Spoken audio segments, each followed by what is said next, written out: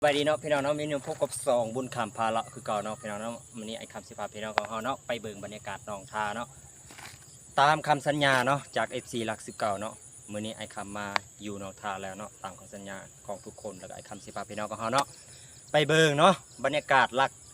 บรรยากาศหนองทาเป็นหลัก19เด้อพี่น้องเด้อมื้อนี้ไอ้คำสิพาพี่น้องของเราเนาะไปเก็บหอยพร้อมพี่น้องเนาะแล้วก็ไปเก็บผักบงพร้อมเนาะมีหอยเก็บผักบงออกพี่น้องเนาะมื้อนี้ไอ้คำสิพาไปเบิ่งทุกซอกทุกมุมที่ไอ้คำเคยไปเนาะแล้วก็เคยถ่ายวิดีโออยู่น้องทาเนาะพี่น้องเนาะไปครับส่งกันเนาะนี่เนาะพี่น้องเนาะอันนี้จะเป็นบรรยากาศเนาะแถวน้องทาเนื้อเนาะน้องทาเนื้อของแถวโรงงานหลัก19หันเองพี่น้องเนาะมันไอ้คำสิพาพี่น้องของเราเนาะไปเบิ่งบอนเก่าของเราเนาะบอนที่เราเคยอยู่บอนที่เราเคยไปเก็บหอยพี่น้องเนาะมันไอ้คำสิพาพี่น้องของเราเนาะไปศอกเนาะไปถ่ายเบิ่งทุกศอกทุกมุมว่าแถวไอ้คำเคยอยู่นะมันเป็นจังไรเนาะพี่น้องเนาะมันนี้มาเบิ่งนำกันเลยพี่น้องเนาะเดี๋ยวคำสิพาพี่น้องของเขาไปเบิ่งเนาะวันนี้เนาะมีมากับน้องสายคือเก่าพี่น้องอันนี้จะเป็นน้องสายของเขาเนาะซื้อโน่เนาะ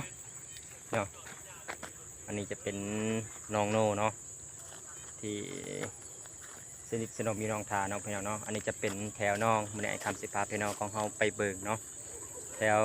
น้องมันมีอย่างเดเนาะเดี๋ยวไอ้คำสิพาพี่น้องก็เอาไปเบิ่งเนาะไปเบิ่งนำกันเลยพี่น้องเนาะไปเนาะไอโน่ไป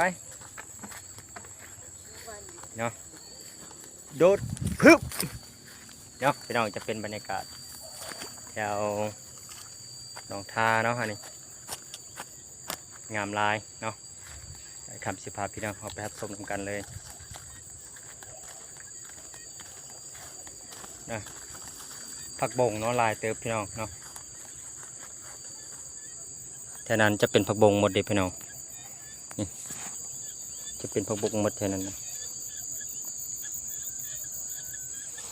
อันนี้ยังแค่อีกส่วนหนึ่งเนาะพี่น้องเนาะที่ไอ้คำทายพี่น้องก็หอได้เบิ่งกันนะจะเป็นปลาหมดพี่น้องเนาะนี่ผักบงลายกันนะทั้งพุ่นจะเป็นผักบงหมดนะถ้าเขา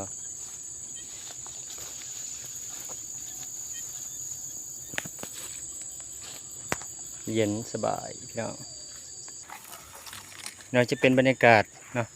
งามขนาดพี่น้องเนาะบ่อนที่ไอ้คำเคยไปนะสุดยอดเนาะธรรมศาสตร์เนาะเหมาะกับการเฮ็ดคลิปเฮ็ดวิดีโอพี่น้องนี่